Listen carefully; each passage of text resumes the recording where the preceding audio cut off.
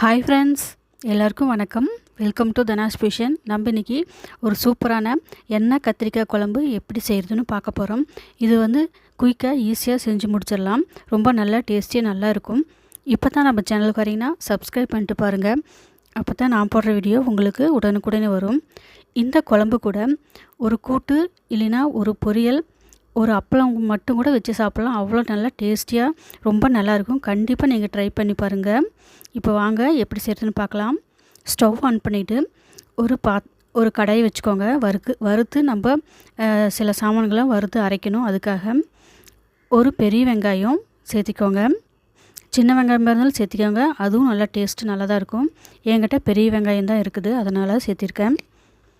இஞ்சி 1 இன்ச் அளவுக்கு, பூண்டு 5-6 பல், இது எல்லாத்தையும் சேர்த்துட்டு நல்லா வதக்குங்க.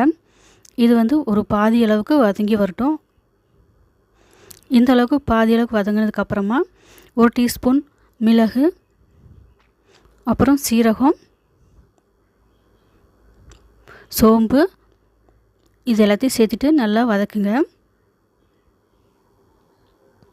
அடுப்பு மீடியம் ஃப்ளேமில் வச்சு வதக்குங்க. அப்போ தான் கருகாமல் நல்லா வதங்கி வரும் பக்குவமாக. இப்போ ஓரளவுக்கு வதங்கி வந்துருச்சு. இப்போ ஒரு மீடியம் சைஸ் தக்காளி சேர்த்திருக்கேன். சின்ன தக்காளியாக இருந்தால் 2 சேர்த்திக்கோங்க. ஏன்னா புளியும் சேர்த்த போகிறோம், அதனால் ஓரளவுக்கு மட்டும் சேர்த்திக்கோங்க கம்மியாக. இப்போது இது சட்டுன்னு வதங்கிறதுக்காக உப்பு கொஞ்சம் சேர்த்திக்கோங்க.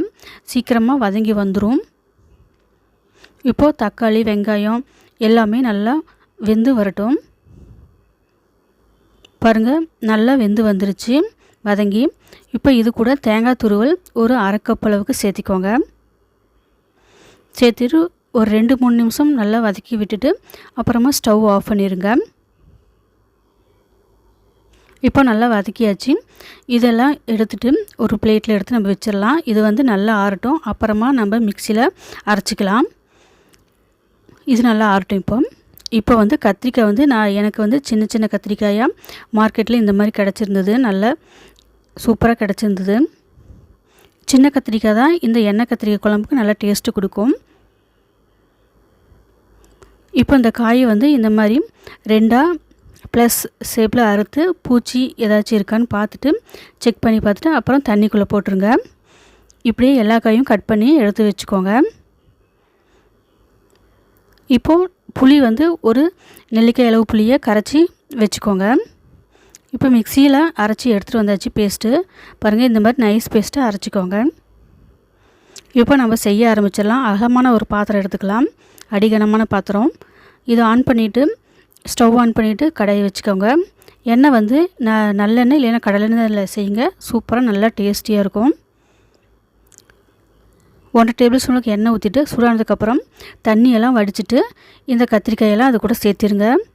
எண்ணெயிலேயே ஒரு 2-3 நிமிஷம் நல்லா வதக்குங்க.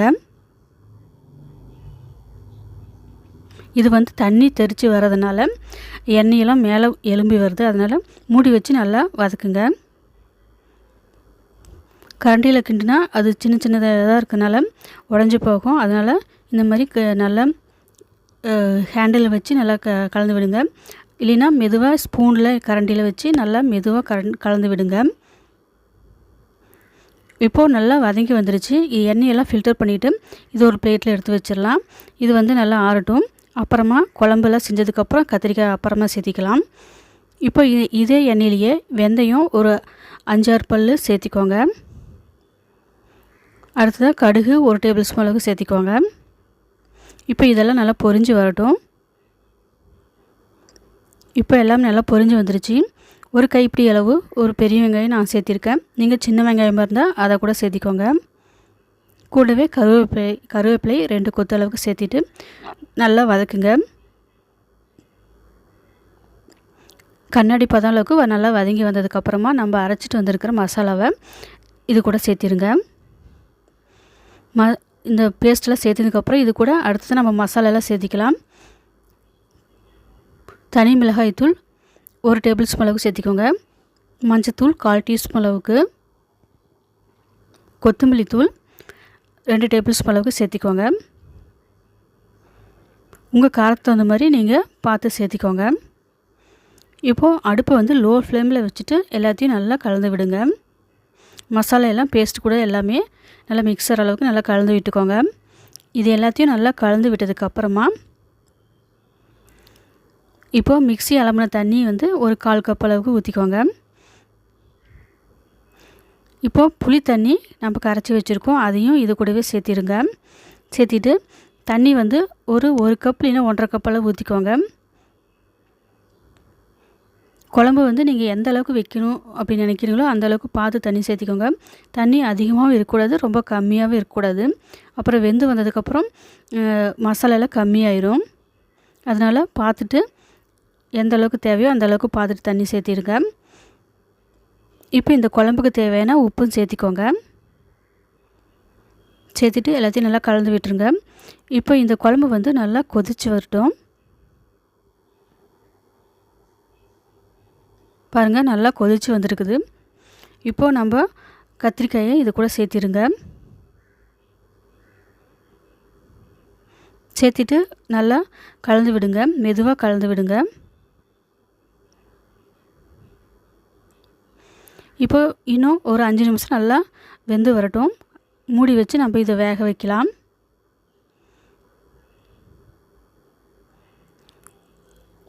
இப்போ மறுபடியும் ஓப்பன் பண்ணி பாருங்கள். அடிக்கடி 2 டைமாவது நடுவில் கலந்து விடுங்க, ஏன்னா அடி பிடிக்க சான்ஸ் இருக்குது.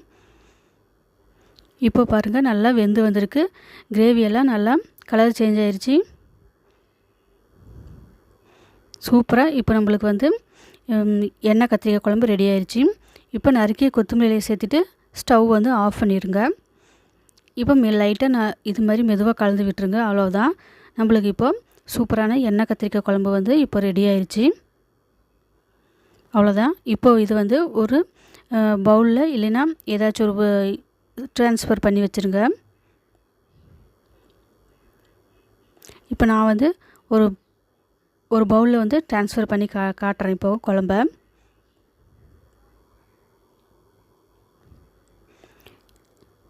சூப்பராக நம்மளுக்கு ரெடியாக இருக்குது. கண்டிப்பாக இந்த குழம்பு வந்து நீங்கள் செஞ்சு பாருங்கள். ரொம்ப நல்லா டேஸ்டியாக ரொம்ப நல்லா இருக்கும். இதே மாதிரி நீங்களும் செஞ்சு பார்த்துட்டு டேஸ்ட் வந்து எப்படி இருந்ததுன்னு கமெண்ட்டில் சொல்லுங்கள். இந்த வீடியோ உங்களுக்கு பிடிச்சிருந்தா ஒரு லைக் கொடுங்க, ஷேர் பண்ணுங்கள். நாளைக்கு வந்து இன்னொரு சூப்பரான வீடியோவில் பார்க்கலாம். தேங்க்யூ ஃபார் வாட்சிங்.